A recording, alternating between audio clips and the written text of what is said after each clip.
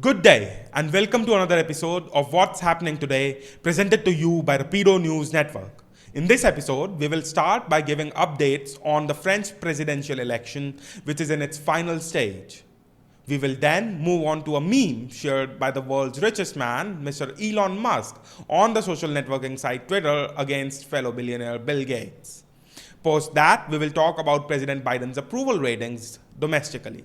After that, we will discuss about the Israeli-Palestinian unrest. And finally, we will talk about the updates on the Russian Ukrainian conflict. So let's get started.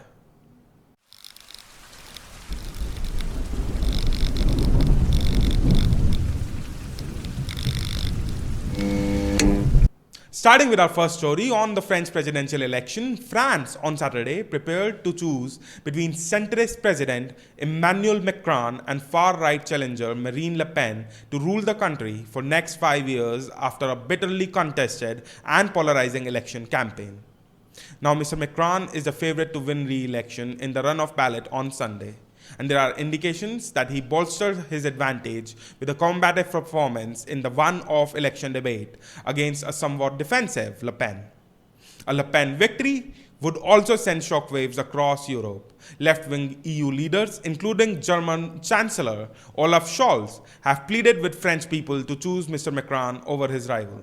The stakes are huge. If Le Pen wins, she would become the first modern France's far-right leader and the first female president. And if Mr. Macron wins, he will be the first French president to win re-election in nearly 2 decades. If elected, Mr. Macron is expected in a symbolic gesture to address supporters on Champ de Mars in central Paris at the foot of the Eiffel Tower.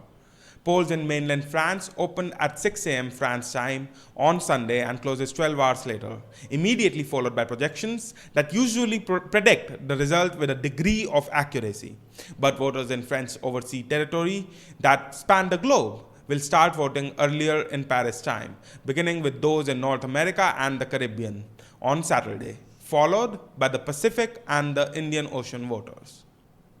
Now, in our next story, world's richest man and SpaceX CEO Elon Musk on Saturday, April 23rd, took a dig at Microsoft founder Bill Gates.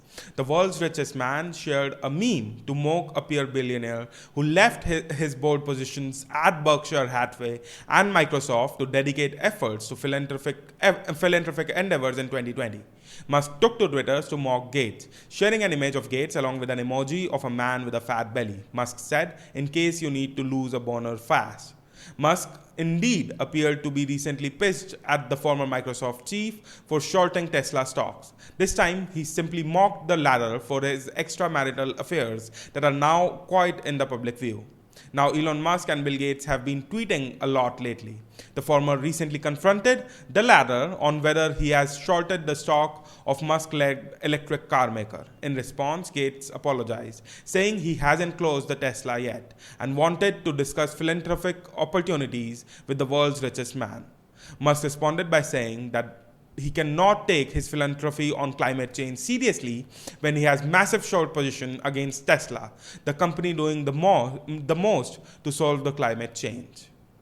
Now, in our next story on President Biden's approval rating, during Joe Biden's 5th quarter in office, which began on January 20th and ended on April 19th, an average of 41.3% of US adults approved the job that he was doing as a president.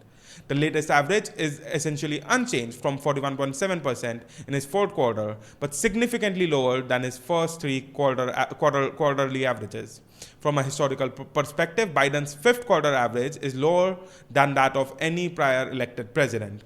Although their 5th quarter average approval ratings were at least 5 percentage points higher than Biden's, Jimmy Carter, Ronald Reagan, and Barack Obama joined Trump and Biden in averaging less than majority approval at this stage in their presidencies. Now, for our next story on Palestinian-Israeli unrest, which has again erupted in the middle of the Jewish festival of Passover and the holy Muslim fasting month of Ramadan, has sparked international fears of conflict 1 year after similar violence led to an 11-day war between Israel and Gaza-based militants. More than 200 people, mostly Palestinians, have been hurt in clashes in and around Al-Aqsa in the past week. Palestinians have been outraged by massive Israeli police deployment and repelled repeated visits by Jews to the holy site. Al-Aqsa is Islam's third holiest site and the most sacred site in Judaism, where it is known as the Temple Mount. By long-standing convention, Jews are allowed to visit under certain conditions, but are not allowed to pray there. The escalating unrest prompted concern at the United Nations, which on Thursday demanded a probe into the Israeli police actions. Ravina Shamdasani, who is the spokeswoman for the UN Office of the High Commission for Human Rights, said that the use of force by Israeli police resulting in widespread injuries among worshippers and staff in and around the Al-Aqsa Mosque compound must be promptly, impartially, independently and transparently investigated. We will be very soon posting a quick video explaining the long-standing Israel-Palestinian conflict. So if you are interested in learning about this conflict, stay tuned and press that bell icon to get notified when we post something new.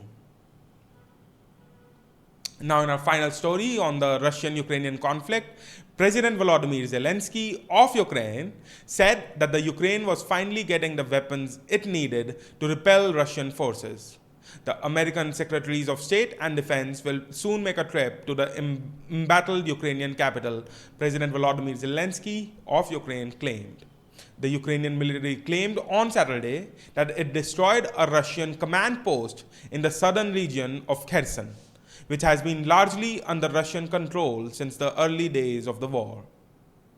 The intelligence agency of the Ukrainian Defense Ministry said in a statement that a Russian command center was located near a location of active clashes between the two forces, and two high-ranking Russian officers were present at the time of the strike. The claim could not be independently verified, and there was no immediate comment from Russia's military, which rarely acknowledges battlefield setbacks. Now that was all for the major news update for April 24th. Stay tuned for our next update on the ongoing world affairs. We hope that you find this video helpful. If you like this video, hit like. And for a continued update on what's happening around the world, consider subscribing. And to never miss an update whenever we post something new, hit that bell icon. If you have any comments or any suggestions, please let us know in the comment sections below. Thank you.